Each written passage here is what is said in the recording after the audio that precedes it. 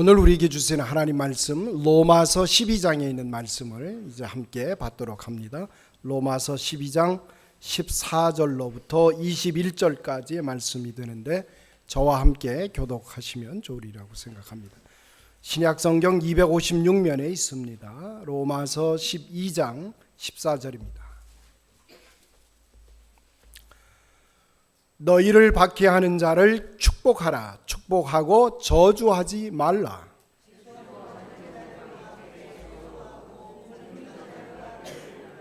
서로 마음을 같이하여 높은 데 마음을 두지 말고 도리어 낮은 데 처하며 스스로 지혜 있는 채 하지 말라.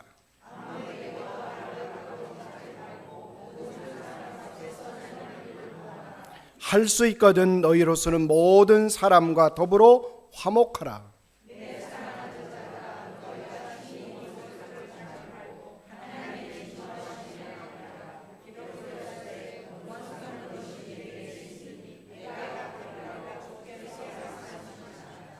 네 원수가 줄이거든 먹이고 목마르거든 마시게 하라. 그리함으로 네가 숯불을 그 머리에 쌓아 놓으리라. 아멘. 아멘. 이것은 오늘 우리에게 주시는 하나님의 말씀입니다. 자, 제가 말씀을 시작하기 전에 여러분과 함께 영상을 하나 보고 우리가 말씀을 함께 나누기 원합니다.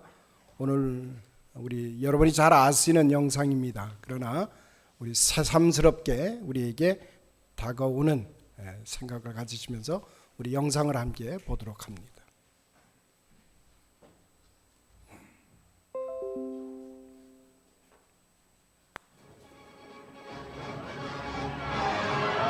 Was it because there were no graves in Egypt that you took us away to die in the wilderness? Why must we die? Fear not. Stand still and see the salvation of the Lord. Gather your families and your flocks. We must go with all speed. Go where? To drown in the sea? How long will the fire hold Pharaoh back? Will it hold? After this day you shall see his chariots no more. No! You'll be dead under them! The Lord of hosts will do battle for us. Behold his mighty hand.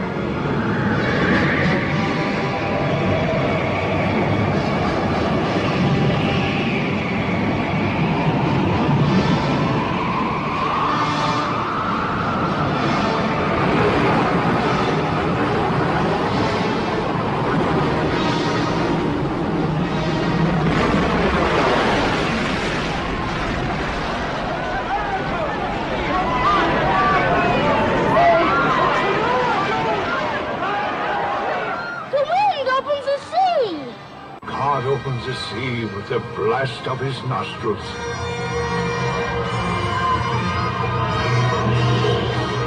Lead them through the midst of the waters. His will be done. He opens the waters before them. He bars our 야훼를 찬양하여라. 그지없이 높으신 분 기마와 비명을 바다에 쳐넣으셨다. 야훼를 찬양하여라. 그지없이 높으신 분 기마와 비명을 바다에 쳐넣으셨다. 야훼는 힘있게 나를 붙드시어 원수의 손에서 구하여 내시니 구원의 하느님 찬양하리라. 선조의 하느님 우러르리라. 야훼를 찬양하여라. 그지없이 높으신 분 기마와 비명을 바다에 쳐넣으셨다. 야훼를 찬양하여라.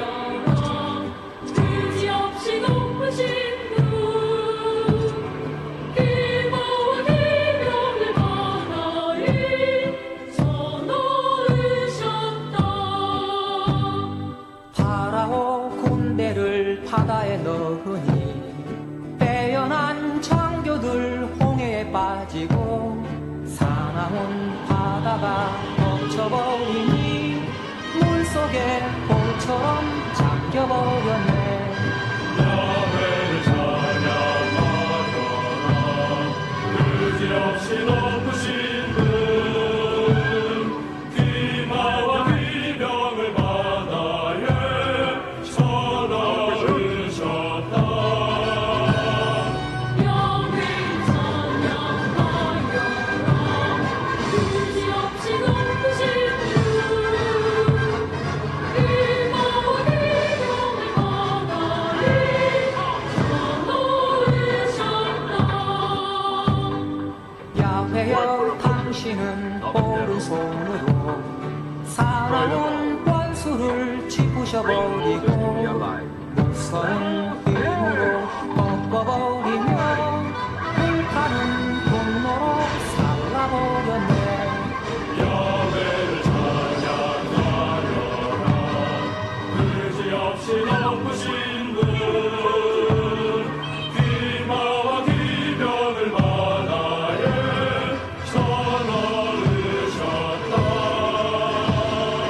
야훼를 찬양하여라.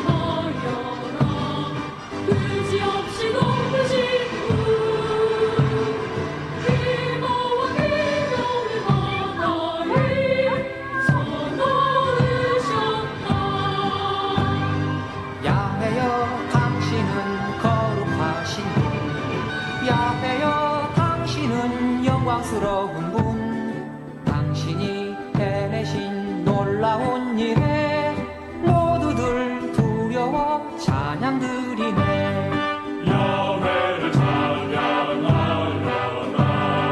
그지없이 높으신 분, 기마와 기병을 바다에 쳐넣으셨다. 야훼를 찬양하여라. 그지없이 높으신 분, 기마와 기병을 바다에 쳐넣으셨다. 당신은 사랑으로 이끌어 주시고 힘 있는 손으로 인도해 주시니 당신의 성소로 손수 지으신 그곳에 우리도 들어가리라. 야훼를 찬양하여라. 그지없이 높으신 분, 기마와 기병을 바다에 쳐넣으셨다. 야훼를 찬양하여라. 그지없이 높으신 분, 기마와 기병을 바다에 쳐넣으셨다. 야훼를 찬양하여라. 그지없이 높으신 분, 기마와 기병을 바다에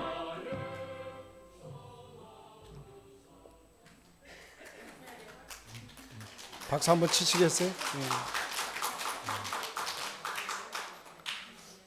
이미 우리가 다 알고 이미 보았던 장면들이죠.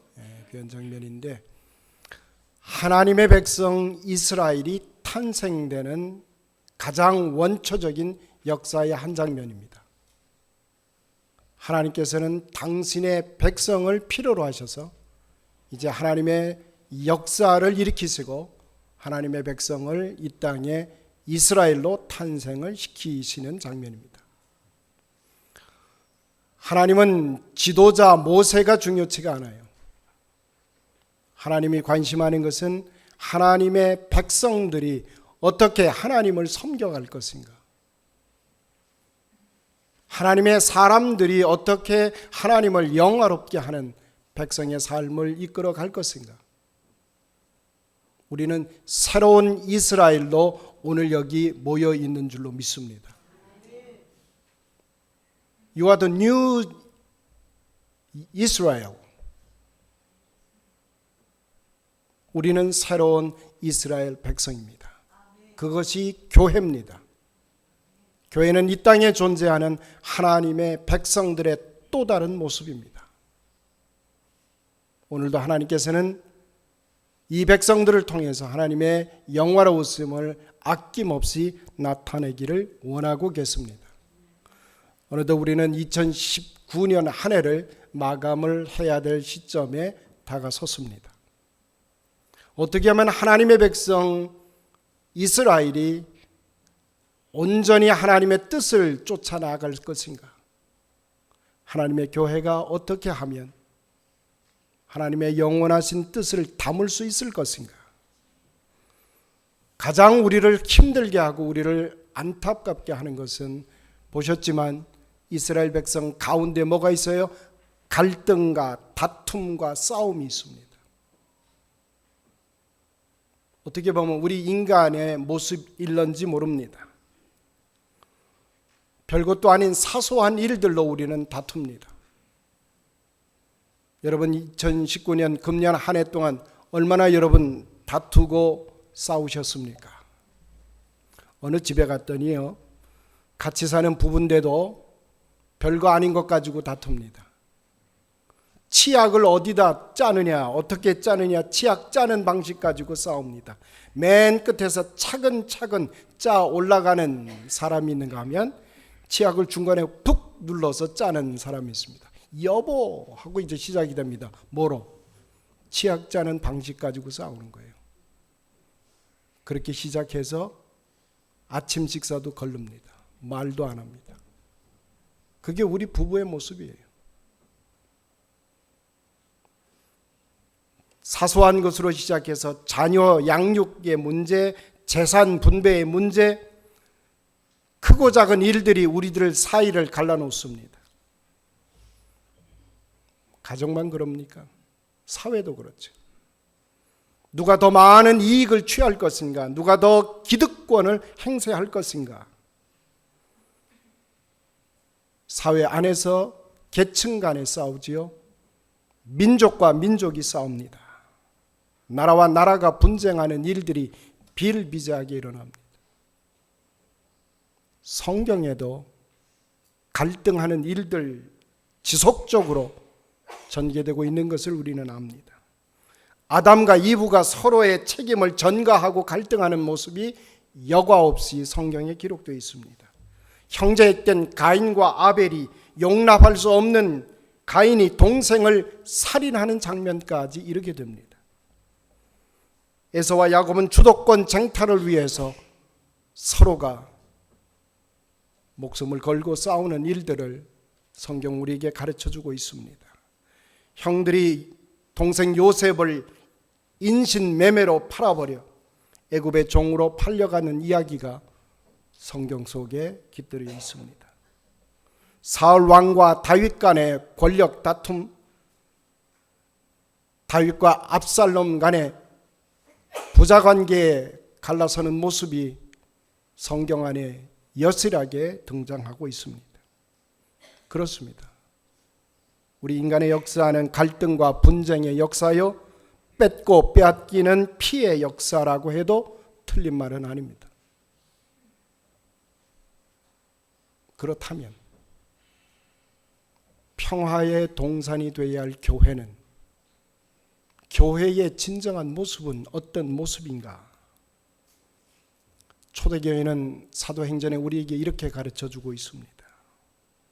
살아온 배경이 다른 두 개의 그룹이 있습니다.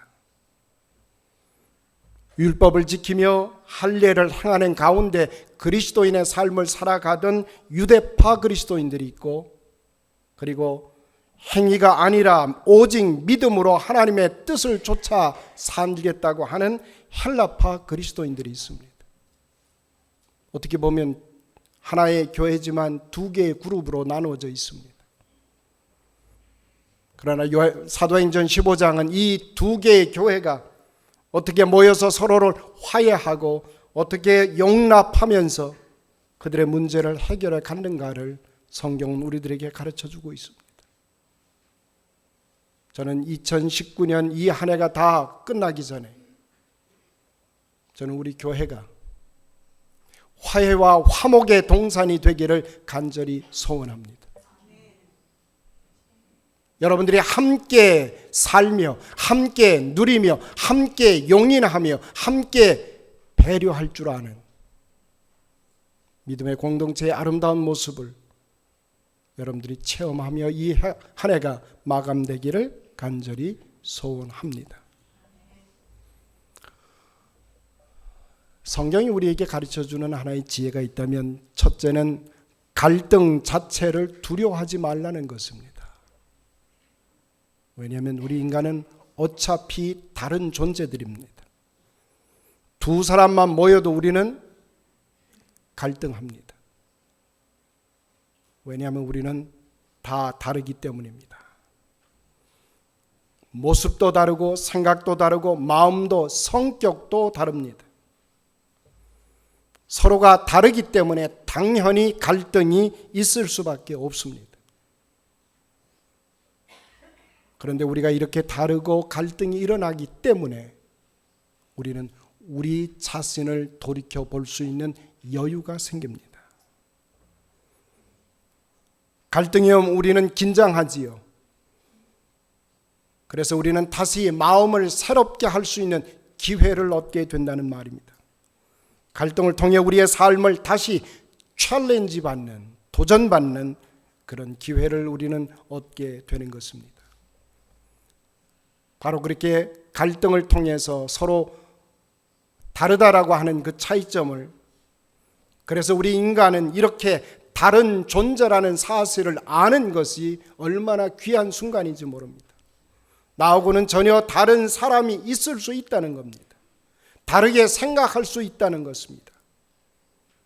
갈등을 통해서 우리는 얼마나 다른 존재라고 하는 것을 확인하는 것이, 그렇기 때문에 우리는 갈등이 일어나면 거기서 우리는 멈추어 서면 안 됩니다. 갈등을 통해서 우리의 차이를 서로 알아가는 것이 중요합니다. 이제는 내가 최고다, 내가 제일이라고 하는 생각은 버릴 수 있는 기회가 된 것입니다. 다른 사람을 물리쳐야 내가 산다는 생각에서 이제는 더불어 함께 살아갈 것을 새롭게 눈뜨는 것이 우리가 갈등을 통해서 배우는 시간이라는 것입니다. 언젠가 제가 말씀을 드렸죠. 저는 태어날 때부터 쌍둥이로 태어났습니다. 일란성 쌍둥이이기 때문에 언뜻 보면 구분이 잘 안 가서 우리 친구들이 저를 보고 동생을 얘기하고 동생을 보고 저를 얘기하는 일들이 비일비재하게 일어납니다.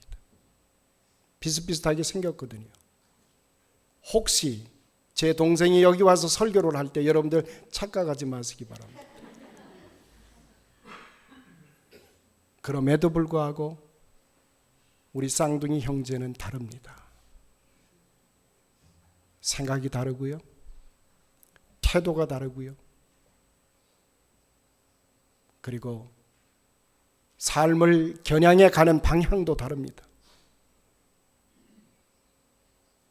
30분 차로 간격으로 태어난 두 쌍둥이가 이렇게 다르다라고 하는 사실을 저는 살아가면서 뼈저리게 경험을 했습니다. 쌍둥이가 다를 바에는 여러분 자신들은 얼마나 다르겠습니까? 얼마나 차이가 나겠습니까? 이런 다른 사람들이 모여서 하나의 모임을 만들고 하나의 공동체를 형성시켜가는 것, 저는 기적이라고 생각합니다.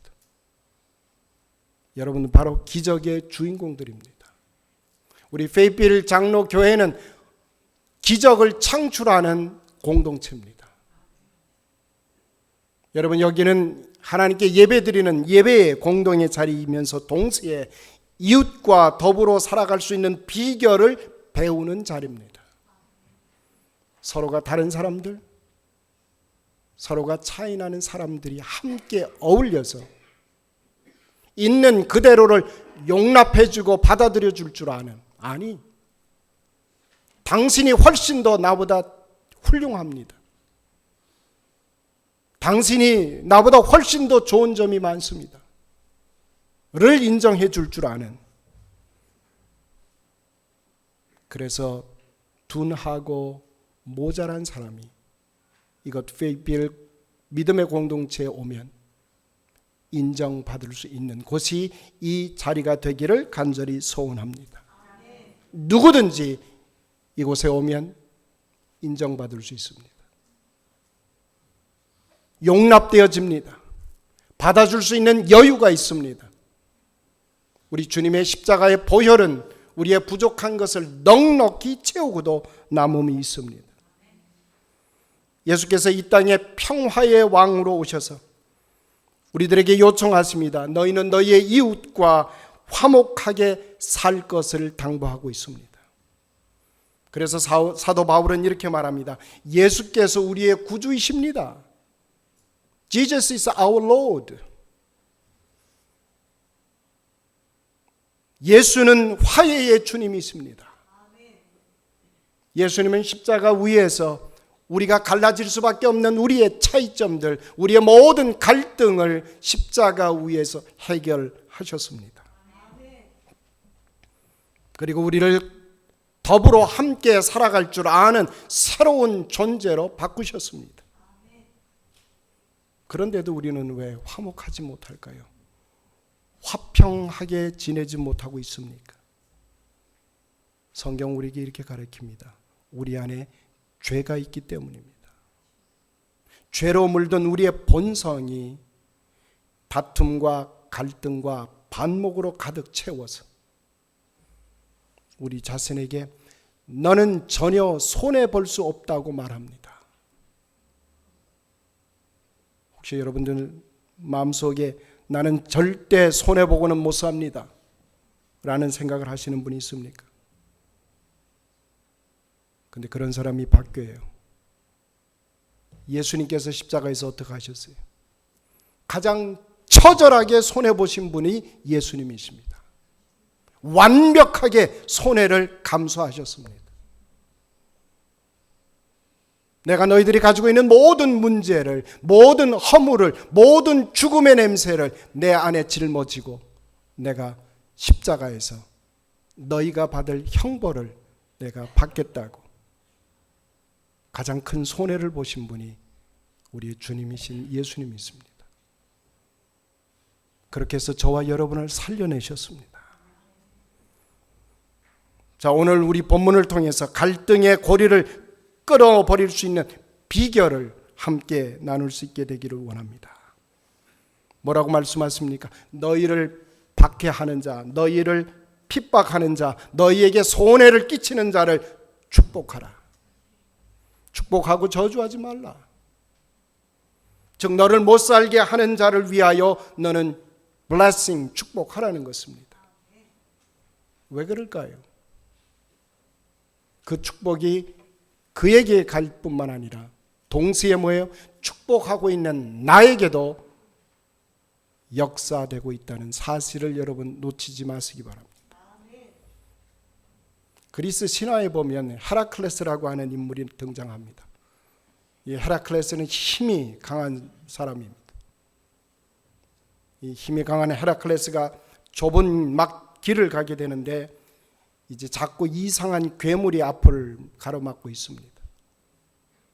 힘이 센 헤라클레스는 이 괴물을 가만히 둘 수가 없었어요. 성가시게 노는 이 괴물을 갖고 있던 몽둥이로 내리칩니다. 그랬더니 이상한 일이 벌어집니다. 그 작은 괴물이 한 번 맞을 때마다 곱절로 늘어납니다. 팽창하는 거예요. 한 번 맞으면 2배로, 또 한 번 맞으면 4배로, 다시 또 맞으면 몇 배로? 8배로, 다시 맞으면 16배로 늘어나는 거예요. 몇 번 그렇게 몽둥이 찜질을 하고 나니까 어느새 이 괴물이 그냥 커져서 뭐예요? 그 골목 길을 꽉 메우고 있는 모습을 헤라클레스는 만나게 됩니다. 이 그리스 신화가 우리에게 주는 교훈이 있습니다. 분노와 다툼은, 이런 괴물은 때리면 때릴수록 더 커집니다. 오히려 뭐 해주라고요? 달래주라는 겁니다. 내색하지 않고 달래줄 때 줄어드는 겁니다. 오히려 조금씩 줄어들어서 그냥 지나칠 수 있는 그것이 우리가 분노를 다스리는 방식입니다. 우리가 비난을 받을 수 있고요, 조롱을 받을 수 있을 때 그 비난과 조롱을 대응하는 우리의 태도는 잠언서 22장은 이렇게 가르칩니다. 너희는 노를 품는 자와 사귀지 말며 울분한 자와 동행하지 말지니 그 행위를 본받아 내 영혼을 올무에 빠뜨릴까 두려움함이니라. 이렇게 말씀하고 있습니다. 저는 우리의 분노를, 우리의 다툼을 십자가에 달리신 주님을 기억하면서 주님이 가신 그 넉넉한 모습으로 우리의 삶을 채워갈 수 있게 되기를 간절히 소원합니다. 두 번째, 우리가 배워야 될 교훈이 있습니다. 너희는 말의 지혜를 사용하라고 하는 것입니다. 뭐를? 우리들의 말을 지혜롭게 하라는 것입니다. 여러분, 세상에서 쓰고 있는 모든 물건은 다 사용하면 낡아지고 사라집니다. 무뎌집니다. 그런데 무뎌지지 않는 것 하나가 있어요. 낡아지지 않는 것이 있어요. 사용하면 사용할수록 더 날카로워지는 게 있습니다. 뭡니까? 네? 칼. 네. 칼도 오래 쓰면 무뎌지죠. 근데 우리들의 혀는 쓰면 쓸수록 더 날카로워지는 게 있다. 그래서 우리의 혀를 다스릴 줄 알아야 됩니다. 섰자도 안 되는 혀가 사람을 비수처럼 꼽고 회방하고 죽입니다. 그러므로 말을 할 줄 아는 지혜가 우리 믿음의 사람들, 하나님의 백성들에게는 필요합니다. 때로는 침묵할 줄 아는 지혜가 있어야 됩니다. 마크 트웨인 문학가지요. 글을 쓰는 저술가입니다. 마크 트웨인이 적과 친구는 힘을 합하여 당신의 가슴에 깊은 상처를 준다는 말을 합니다. 적은 우리를 비방함으로 상처를 주고 친구는 적이 비방한 그 내용을 전달해 줌으로 상처를 준다고 말합니다. 상처 주는 건 매 마찬가지. 적이 주는 상처나 친구가 주는 상처나 우리가 말을 지혜롭게 쓸 줄 아는, 오히려 말보다는 침묵을 쓸 줄 아는, 저는 여러분이 여유 있는 언어 생활을 할 수 있게 되기를 원합니다. 화평을 만들고 화목을 만드는 사람은 말하고 싶은 충동을 제어할 줄 아는 사람입니다. 말을 할 때 우리는 한 걸음 늦게 가시기를 바랍니다. 말을 여실 때 한 박자만 늦추시기 바랍니다. 그때 여러분의 말에 여유를 가지면 여러분의 마음이 넉넉해집니다. 별것 아닌 거 가지고 우리는 말다툼 하잖아요. 우리들의 부부 생활이 그런 것 같아요. 저만 그래요? 여러분은 어떻습니까? 할머니, 할아버지가 말다툼을 하기도 했어요. 별것 아닌 거 아주 사소한 가지고 말다툼을 하게 되는데 시간이 지나면 지날수록 두 분이 이제 말을 하지 않는 관계가 됩니다. 할머님이 뾰루뚱해져 가지고 입을 닫았어요. 할아버지가 급해졌습니다. 할머니가 무건의 시위를 하는 것입니다. 참다 할머니의 무건의 시위를 보고 있던 할아버지가 이제 벽장의 문을 열고 그 벽장 안에 있는 서랍들을 다 챙겨보는 겁니다. 이 서랍도 열어보고 저 서랍도 열어보고 다 열어보면서 온 서랍이란 서랍은 다 열어봐요. 한참 그렇게 시간이 지나니까 궁금했던 할머니가 입을 엽니다. 도대체 영감은 뭘 찾는 거유? 하고 입을 열었습니다. 그랬더니 할아버지가 이제 말을 합니다. 아이고 이제야 찾았구나 하며 익사를 떱니다. 당신의 고운 목소리를 찾고 있었지.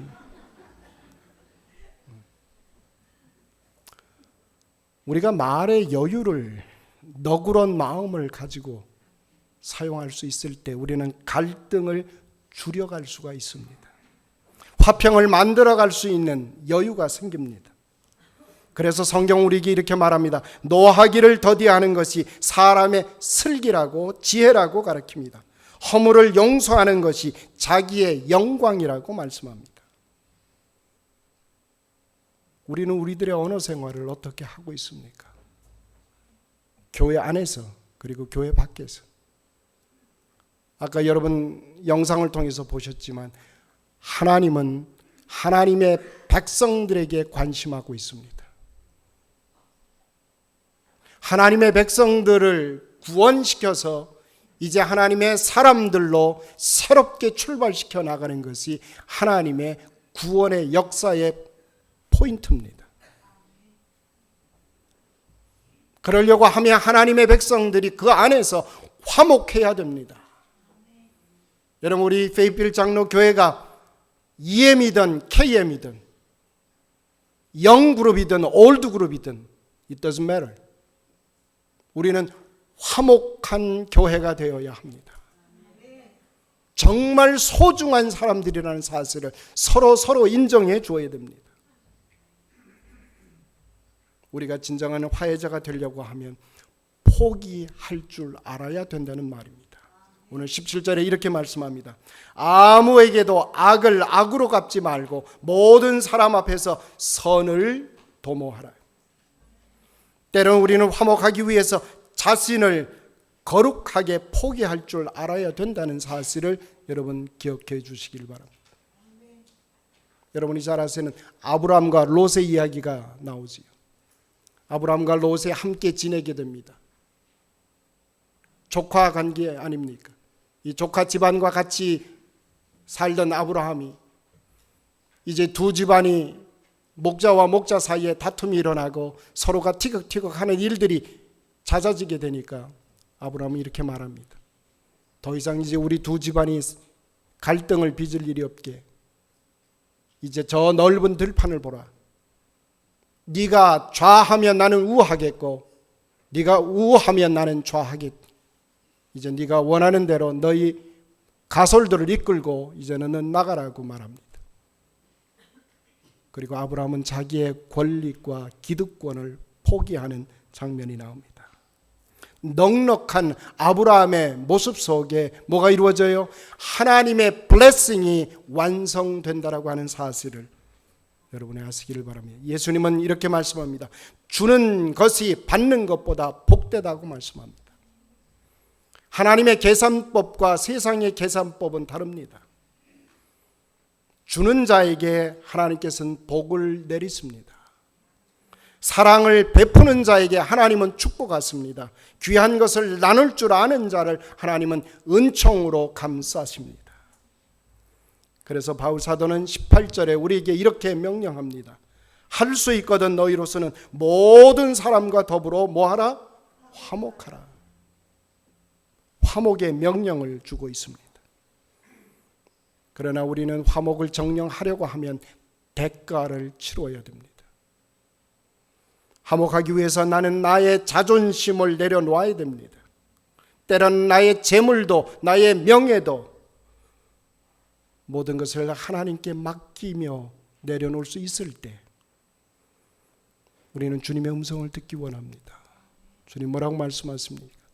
원수 갚는 것은 내게 있으니 너는 그 원수를 내가 갚을 것이라고 말씀하고 있습니다.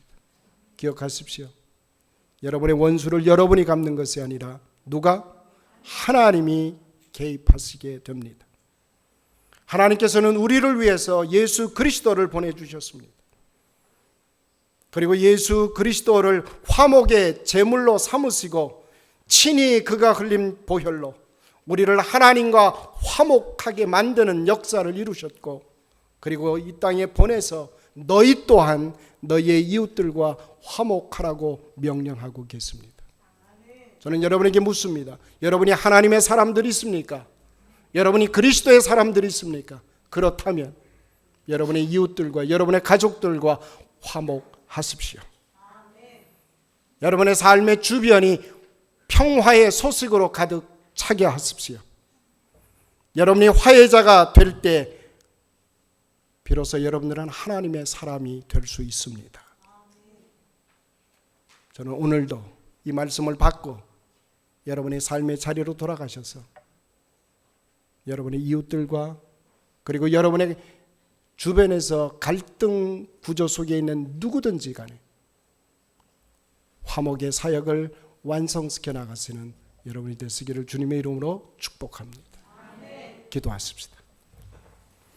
거룩하신 아버지 하나님, 우리의 분노와 우리의 믿음과 우리의 다툼이 있었음을 고백하오니 용서하여 주옵소서. 이러한 화해의 은총 가운데서 우리 안에 이웃을 사랑할 수 있는 능력을 허락하여 주옵소서. 화평케 하시는 그리스도 예수의 역사가 우리를 통해서 우리의 삶의 자리마다 일어날 수 있도록 성령께서 주장하여 주옵소서. 하나님의 놀라우신 은혜가 우리의 삶의 모든 영역에서 나타나도록 축복하여 주옵소서. 예수님의 이름으로 기도드리옵나이다.